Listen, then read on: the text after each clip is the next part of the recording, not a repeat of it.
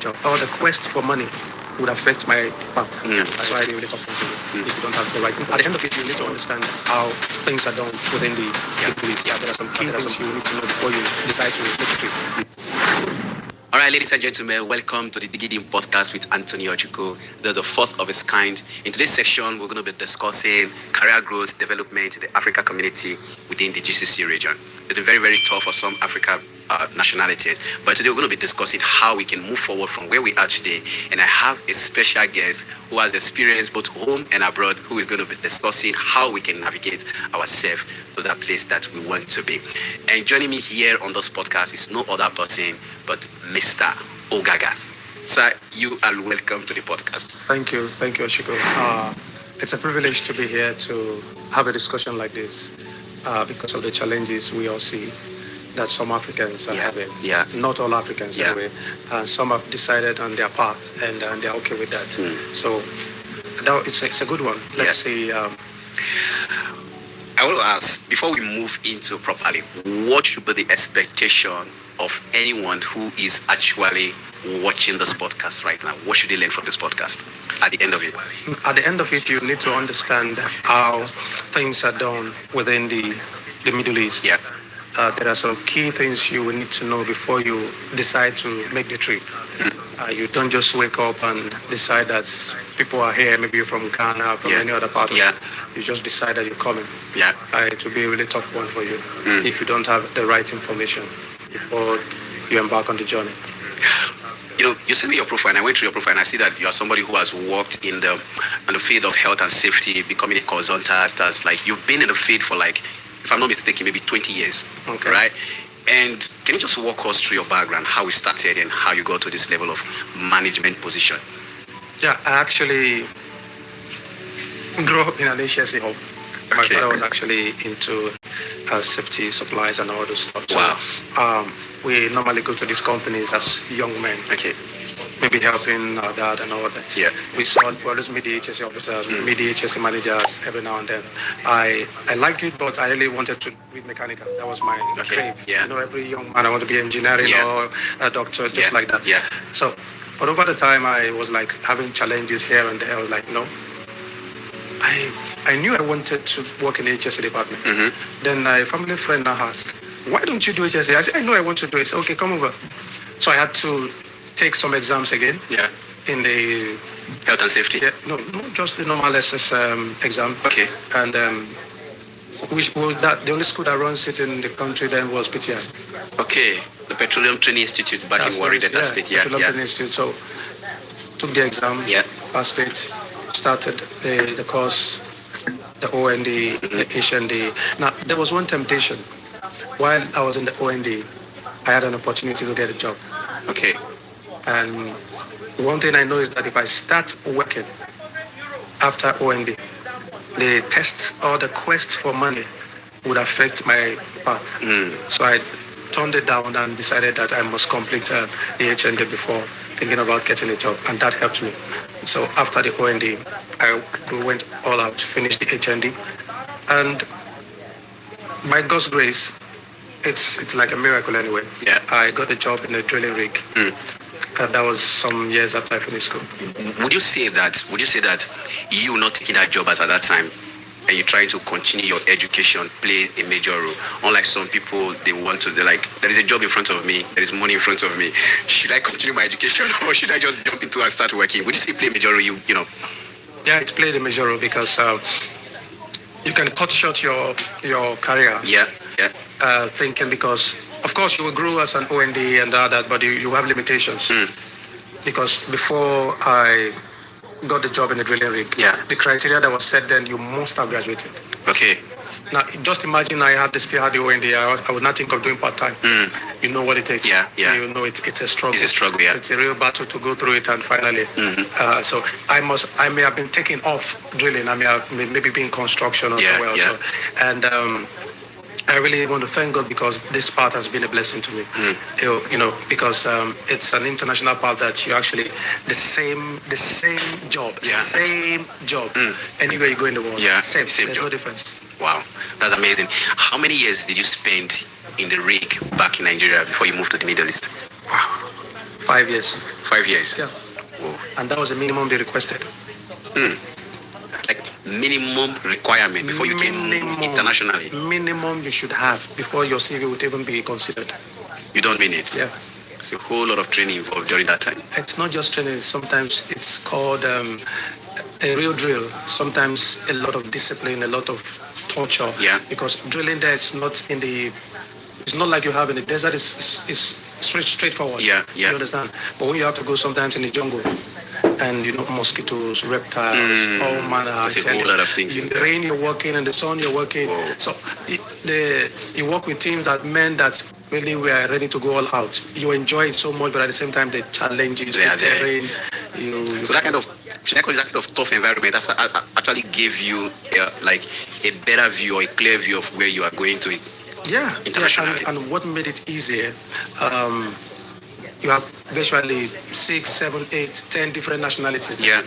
Not just the indigenous people. You Yeah. have mechanic, maybe it's a German. You have electrician, maybe it's from Czech Republic. So Yes. you have that mix early.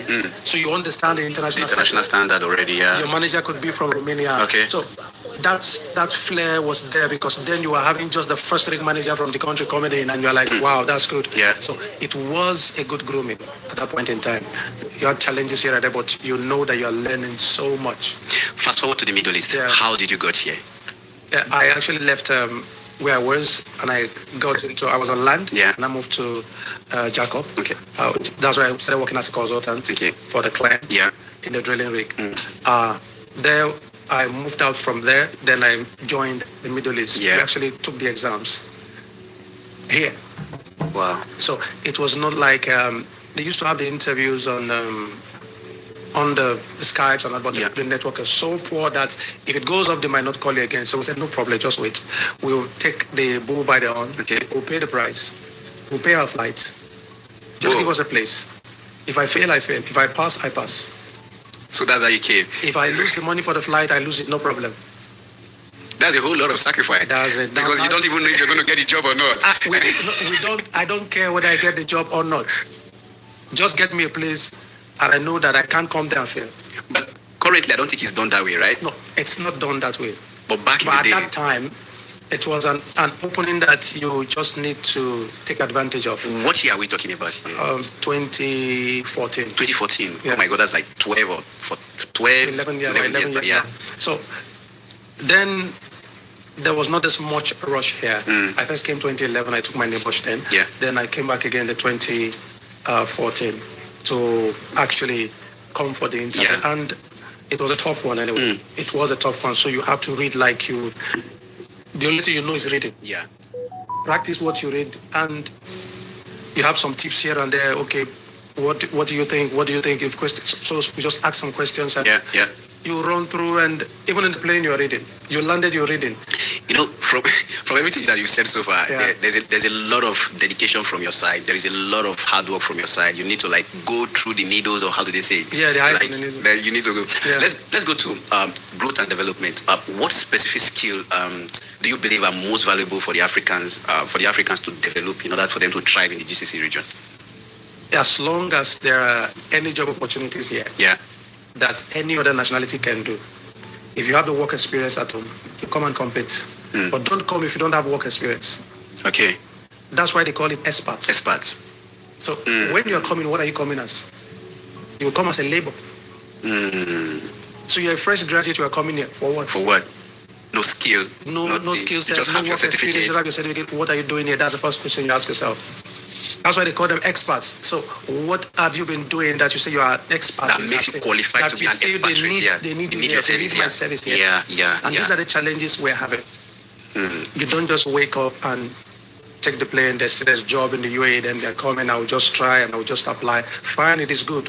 Some made their way through that path. But it's something that... It's a struggle. It's a struggle. When you get here. Yeah, you understand? Yeah. It's a struggle because you find a lot, you here, you can understand better how the Middle East is. It's not like you just walk in. People are coming from Europe. The same...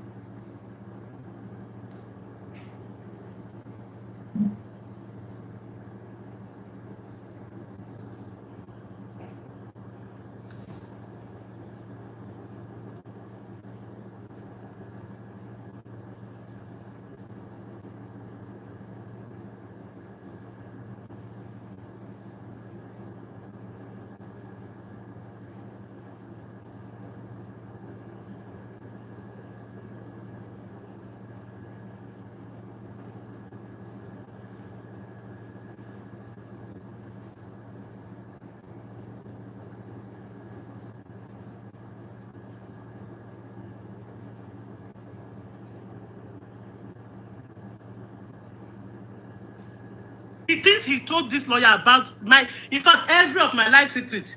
He already told the lawyer. You remember when he told me that he will walk out of the marriage after 1 year? That same day, he told the lawyer that his marriage has ended officially. Me, I was still there. I was doing past time. I didn't even know that they have left me behind. I said to Kubo. I was just there. So, fast forward to when this J thing, he was there. So this guy now said, because I took the phone and I'm not showing up, she's done. She wants to back out. Meanwhile, he sent this girl and that his friend to go beg these landlord people to give them half of the money and then we will bring check. They refused. So he was meant to serve that J for 6 months. So he has already stayed 2 months. He was now calling me. When this girl left, when this girl backed out, he started calling home. Sorry, how are you? How is the children? How you put? He was calling home from jail back to back, calling home. He said he repented overnight, and the family was also calling me. His family back home. My family was also calling to check up on me. But the family was calling to see how I can help him to come out. My godfather was also calling to see how I can help him to come out. That one was already all on my neck. So finally, the landlord agreed that, okay, he should bring a check. Now, when he brings check, they will bring check and part of the money, they will release him so that when he should go out so that he can go out and get the remaining money. And before he went to jail, he already did a project they were owing him. I had gone there severally. They refused to pay because my name is not in the company anyway. And he's the one who dealt with them. So they didn't want to release the money to me. So I stopped going at some point. And I said, okay, since there's money on ground, he's waiting to collect when it comes out. When he started begging me, he started begging me to drop my check so that he will come out. That was the most stupid thing I have ever done in my entire life. Whenever I remember it, I feel like by myself. You drop up.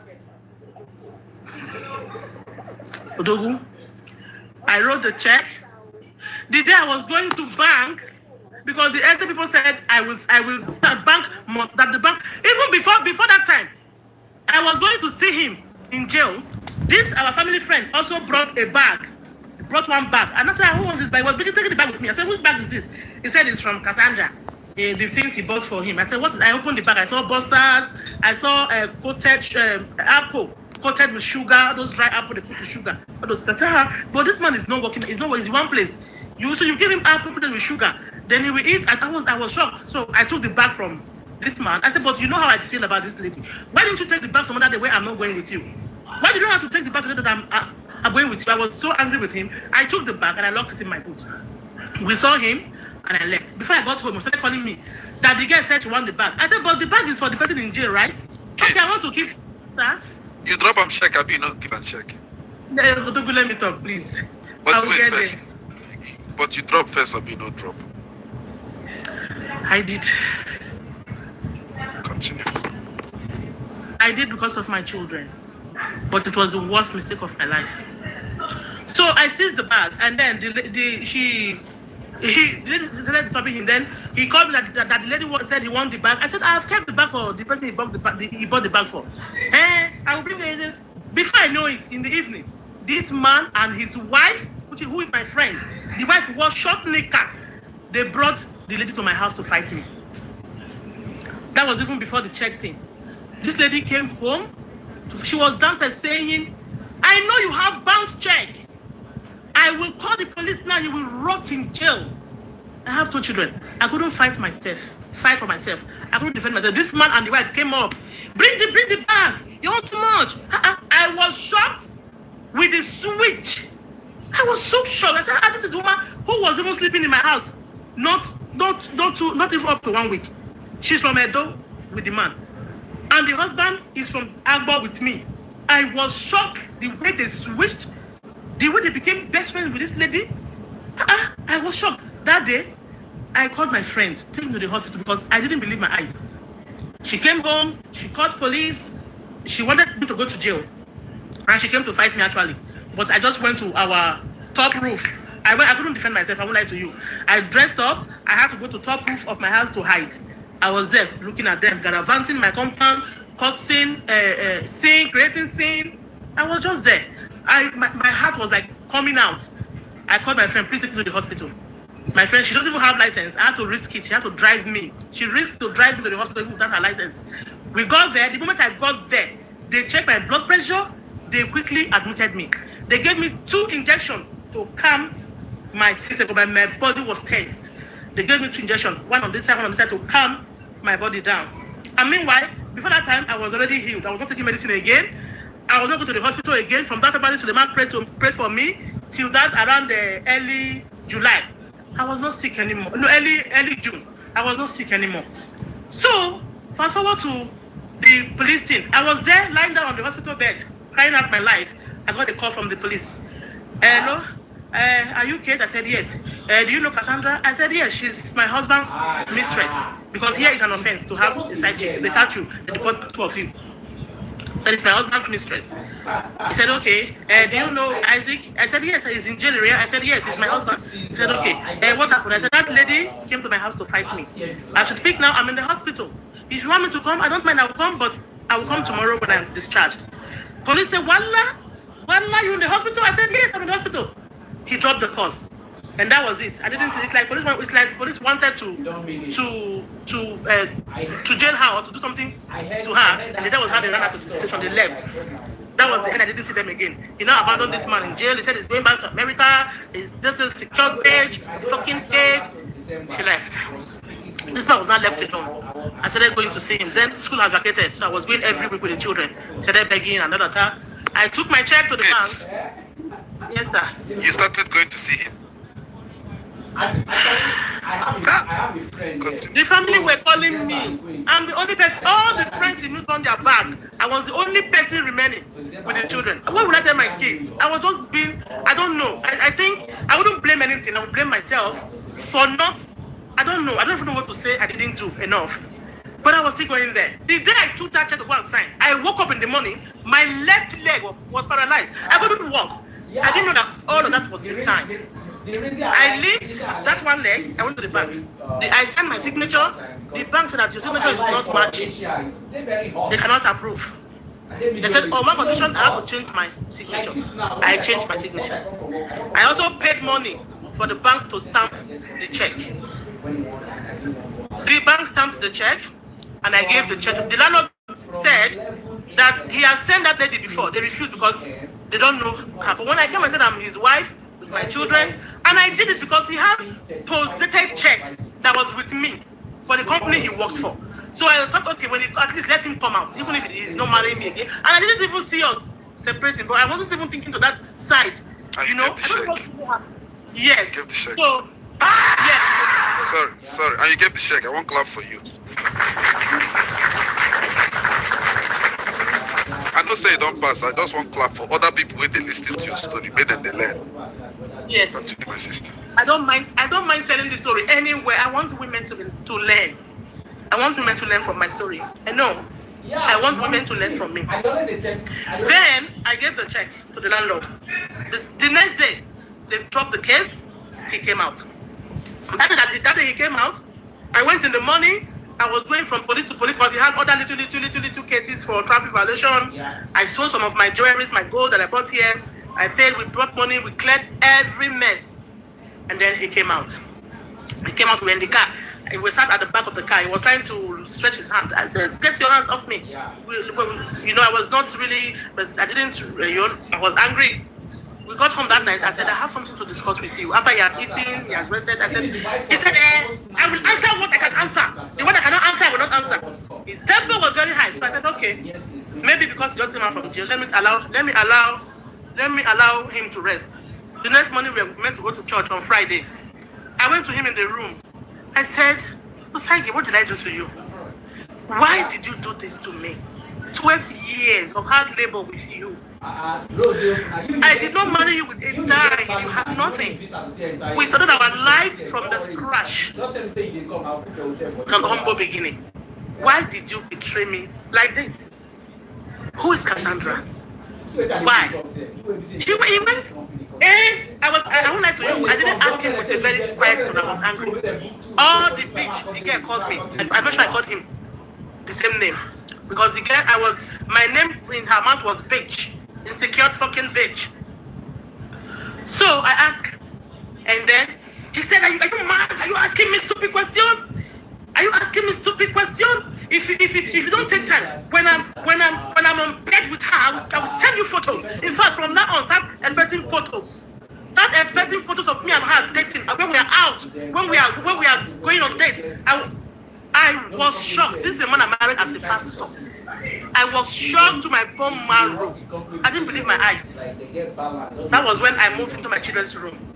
Because I have had some kind of story about the girl. I went to find out the girl is a prostitute. The guy that brought them to this country couldn't get documents because he had some blood sicknesses. I don't want to mention. And for the information I had, that boy had also slept with her. So I moved into my children's room this time around to protect myself. Then he just when he came out from jail, after that incident, he would just bath. 6 o'clock, he would leave the house, come back 3 a.m., 2 a.m., 4 a.m. I would open the door for him. I didn't disturb myself again. Families were calling, he never picked his call. I was calling people, calling our marriage godfather, calling his mom, his my all of that. At some point, everybody went blank. Nobody said anything again. So I kept quiet. I was looking at myself. Now I have two court cases now. The one of the Esan house he took before, and this check I gave to him, I was very worried. And when I was giving the check, I asked our marriage godfather, when he was asking to give this check, I said, there's already another woman in the picture. What if that woman asked him not to pay this check? What will I do? He said, no, he will tell you, no, it's my son. Blah, blah, blah. I said, okay. I rest. That was how I said it. I was looking at this man. I opened the phone. I will see cook. He will eat. We're just there. At some point, he called me and said, you know what? Our relationship is over. There is nothing between us anymore. We're just cooperating. I said, okay, there's no problem. I was still there with him. Because getting a house here in Doha is somehow very difficult. Rentage here is not go area. So I was still there, trying to see how I can. I was just thinking how to come out. How it was like I was in the middle of the deep ocean. I don't know what to do. So fast forward to September. We resumed school in August. I called him. I said, please, this is September. I cannot be opening door for you 3 a.m., 4 a.m. I'm going by 5. I should be up to get ready for work. I cannot please make another key so that when you come back home anytime, you open your door, you go inside. He said, okay, we do that. He did not do. After 1 week, he called my child because he was calling me to open the door. Now he called my friend living with me to open the door for him. Come and wake me up and say, Sister Kate, your husband is at the door. Please go and open the door. I didn't want to crazy him or say no, blah, blah, blah. I just went and opened the door for him. I said, sit down. I want to have a word with you. Sit. You cannot ask me to sit down. You cannot tell me anything. We don't have it to discuss. Because once he comes back, he goes straight to his room, lock his door and sleep. I said, I need to have a word with you. We cannot continue like this. I need to get the closure. I need to have a word with you. I mean, when you ask our son, 11 years old boy, to come and open door for you, to leave the door open at 1 a.m. to leave the door open. What are you trying to teach this boy? What are you trying to put in? We have children. We should mind our children. They mirror us. What are you trying to? He started fighting with me. I said, today we must talk. I must know the way forward today. That was how we started dragging. He fought me. We fought ourselves that night. He called me to pick his phone. He called my father. I said, hello? Mind you, we have been married for 12 years. We have never called my father one day that we are fighting. I have never insulted him like you the crazy, you the man, stupid man. I have never for 12 years. That was the first day I ever opened my mouth to insult him. And then he called my father and said, hello sir, call your child to stay away from me, otherwise I will commit murder. In fact, bring my bride price. I'm not marrying again. My father said, really? Okay, no problem. You pay 5,000 naira. It's okay. I will give it back to you. And now man, my father told him that now man, in-law when they're hungry, now they're asking in-law for bride price. I will give it to you. But she gave you 2 children. Did you pluck them from the tree? My father said, please, I don't want any scratch on my child's body. My father was so worried. This time he called my father 2 a.m. Nigerian time. My father did not sleep again. My father was calling back to back. He was so scared. He was so worried. I managed to. The next day in the morning, he packed his things. He took his suitcase, bag, and everything. I said, are you leaving me with the debt? I wasn't even mind with children anymore. I would survive my life anywhere. But the debt was my concern. Are you not leaving me? He said, push the door. If you see the way he was running down the staircase like a child, I wanted to run after him. My children was calling, my daughter and my son, Daddy, please don't go. Daddy, please. They were crying. I stood at the staircase. I watched this man running down the stairs like a baby. I told myself, what am I doing with this? I just let him go. I got back inside, I started crying. I called one of our elderly woman who was in this group that they opened for Obedient. She's a retired judge. I called her. I said, sit down. I said, wipe those tears. Don't share any tears because of a man. What is wrong with you? Bury yourself in what you can do. Okay, how do we settle? I said, my problem is the debt. She was like, okay, how do we come out of this debt now? I said, I am working. Now that he has left, I'm very, very sure he will not support me anymore. I know. I was not even prophesying. I said, but my salary will be enough for me to pay our rent and feed me and my children. But I don't know how to come out of this debt. Now this debt is too much now. So she said, okay. I said, but if I have if I have so many tutors, maybe I will be able to pull through. But the problem is, I don't drive my car around freely. Police patrol here like every 2 minutes and seconds.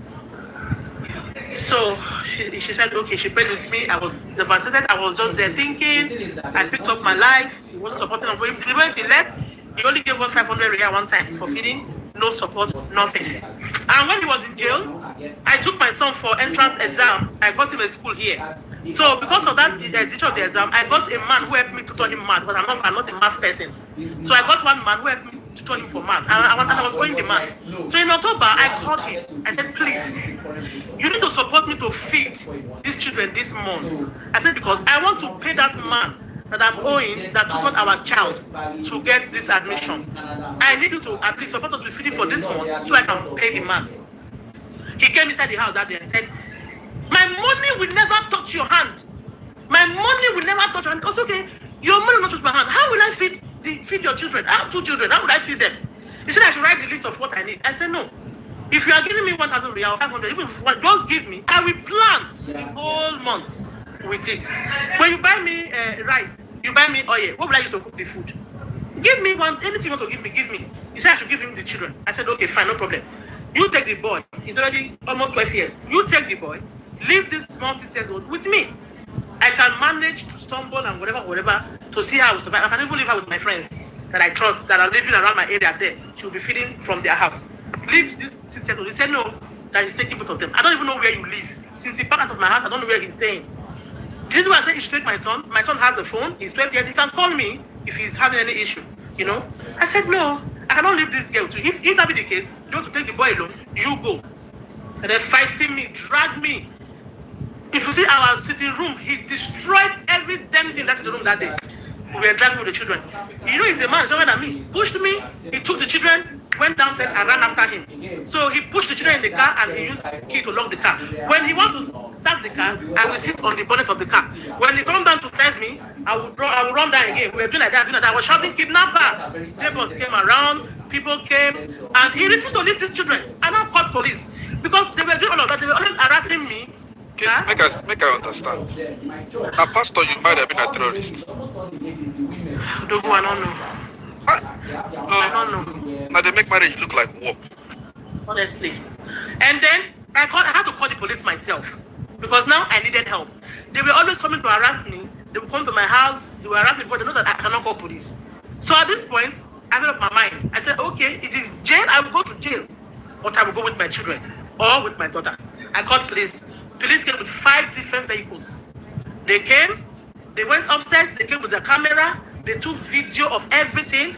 They came with investigative people, they did all the investigation, and I was talking, I was just shouting. The moment they came, I gave them my ID. I said, see, I have problem. I have bounce check. I have jail terms. Take me to jail, but take me with my children. I will not leave this children for this man and this woman. I don't know where she came from Equatorial Guinea. I've not met her before. For this man to be gone like this, is not ordinary. I will not leave my children with them. So the police said, come down. They were calming me down. One of them called me behind and said, if they want to take you to jail, tell them that you don't have anywhere to leave your children. Let's see if that will help you. So they took me to police station. In that police station, in the morning, that our marriage godfather who persuaded me to give the check, he would talk to him. I got a call from the wife that he has died. And he's the one who knows every damn thing that has happened. He's the one who at least he can bear me witness because he has been in our marriage since we got married. All the settlements, he's been the one doing it. I cried, I shouted. The police, they ran to me, they heard me. What is it? I was rolling on the floor. Then the police, because my knee, I don't know what he did, my knee, my ligament, the ligament of my knee broke, got stretched and broke. They took me to the hospital. I couldn't work the next morning. Took me to the hospital, they bandaged me, and I got police reports. And stupid me, the police said they want to make a case. And they will take him to jail. This time around, I'm already with them. Definitely, I will go to jail because they will finish that case, and then the other case will now come up. So I thought, if he's in jail, I'm in jail. The children I'm dragging to keep, who will not take care of them? Now it should be a very worse scenario. I pleaded with the police that I don't want to make case, but they should give him. They should make him sign on undertaking that he will not come anywhere close to me and my children again. So they called him, they detained him for 1 day. For 2 days, sorry, they detained him for 2 days. Meanwhile, he already had a lawyer. That guy already gave him a lawyer. He came with his lawyer to the police. They did blah blah blah. He went. They made him to sign that he will not come 200 meters close to me. He will not come. So he signed and they left him. Then they now take me from that place. Now they have finished the case. They now took me from there now to public persecution. To rules and execution. So they took me and my children to rules and execution. We're there. Now this is the second day. So when I got there, one woman just came in. She was doing this abaya. She just said, "Are you okay?" I said, "They said okay. Pay for bail and go home." So I paid 1,200 riyal for bail because the case was still on bail. So I paid for bail and I went home. She said I should go and appeal. So I went to appeal. I went to court. Judge said, "You signed this check or you did not?" I said, "I signed it." He said, "There's nothing we can do because it's a signature. You have to pay the money." So they didn't do anything about my appeal. My appeal was not successful. I was still hiding, still calling people to take home and pay this money. By this time, he doesn't even call. He has blocked me on WhatsApp, blocked me on everywhere. I went to church one evening. I was coming back with my children. Police flagged me down. Eventually, they took me to jail. I was arrested in November. I was in jail. This man did not come 1 day. 1 day, did not see it. He did not buy me toothbrush. He did not bring one apple for me. He don't come. I was there. Nobody came. Thank God, I'm a member of Nido Qatar, Nigerian diaspora. So I'm a welfare officer there. I called our president. I said, "I'm in jail now." They were very angry. My president and the vice and the whole of Nido people. They started calling the Edo community. They were like on them, bashing them. How would the brothers want to fit to somebody? What kind of wickedness is this? So that was how it running around. And I spent like almost 1 month in jail. They took me from the first jail to another jail. Even right there in the jail, I almost died. They were taking me from jail to the hospital, from jail to the hospital, because that palpitation and the blood pressure came back again. So I was there, and eventually they pushed him. My family was calling my brother here. My brother marched down with him because my brother was here.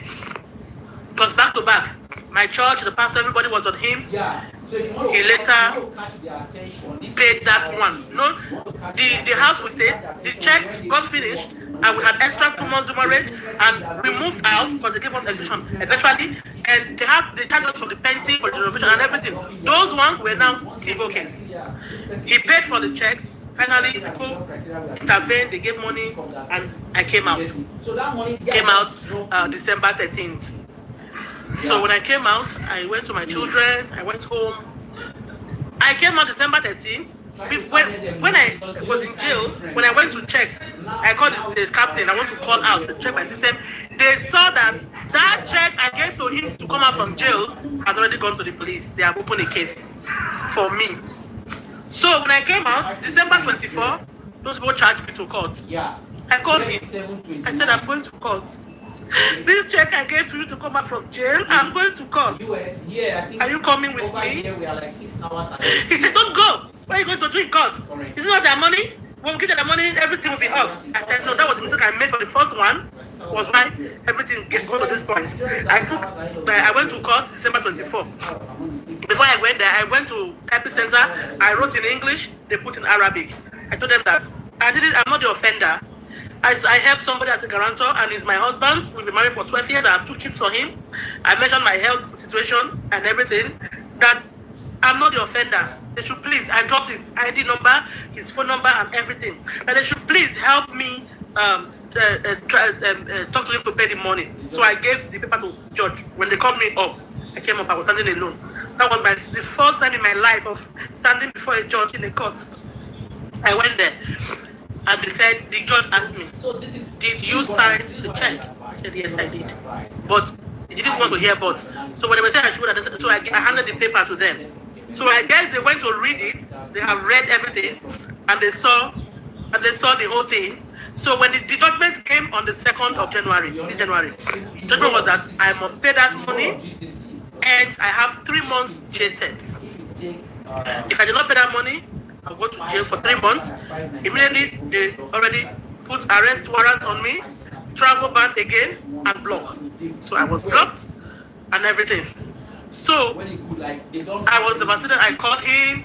I said, I cannot even drive my car again now. Now I'm going to work. I moved into a smaller house, my children. I'm the one footing our bills. How do I want to survive? How do I go to work? And he will do something about it. Up to now. So when I saw the whole thing, January 11, I was still thinking on how to, because I didn't work in December, I did not get salary.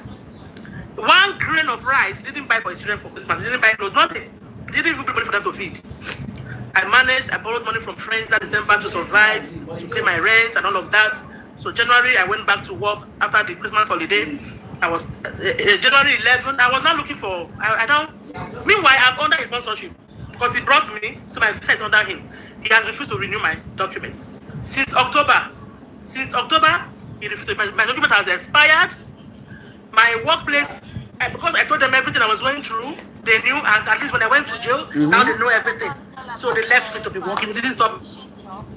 Yeah, I got 3-4 months ago, I was spending $1 per day for a job. What's the dollars? How many dollars? I'm like, I'm almost 4.5 now. Huh? I know what people even. But yeah, he's supposed to do small things for Apple. That was nothing to teach you. No, see, teaching here is not as difficult the way it is in the way it is in Nigeria now.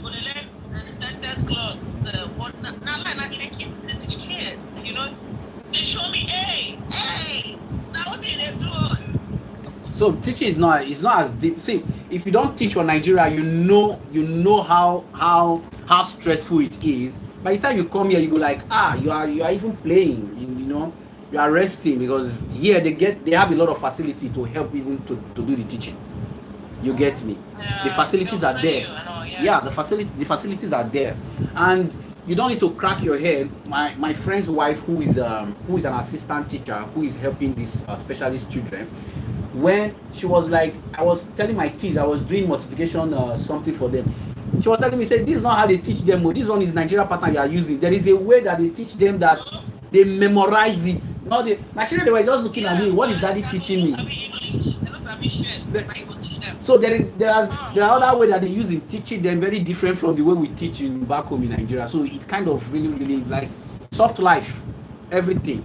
Yeah. And at a very young age, they are exposing the children to internet, like how to use the computer and the rest. No problem, sir. Thank you. Make Canada no go do their own, say now only 3 months they'll call they give Nigeria now. Wait, but that policy is it for Nigeria only? Well, you know what's funny? This World Cup, they're giving multiple entry now, but I didn't fear to reach my money to apply for people. You get what I'm saying? Well, you're not gonna get visa. I don't say Canada now online. It's not guaranteed 50-50. You get what I'm saying? So I say they watch and they post and go see how they go pass it use for that Canada, because Canada they won't do this World Cup thing there, you know. Me, I want apply for Canada. When I don't apply for Canada, today's date is what? Today's date is 2nd of September. You know what? They don't reply it. No, I go apply for, if I apply for Canada, when I get her finished, I will come here and tell them I don't get her. Not for maybe New Zealand or Poland, France, all those countries. If you want visit, fine. If you want work, no. Let's say only person go scam you, go fly with no get. No, I work visa now, mama. If you want work, no there. But see, my friend, let me tell you how work visa work. It's not about just to apply for visa. Now, I will tell you company, say, I get this person who work for now. I'll tell the company, I'll tell those agents, help me find work, right? And they'll go carry your CV and go to the company where they hire. And they'll say, you know, for that country, because maybe people who accept people who say no, they're in their country. You get what I'm saying? And they all go accept you, will say, okay, and they'll go process your work permit. Yeah. Give me a sec.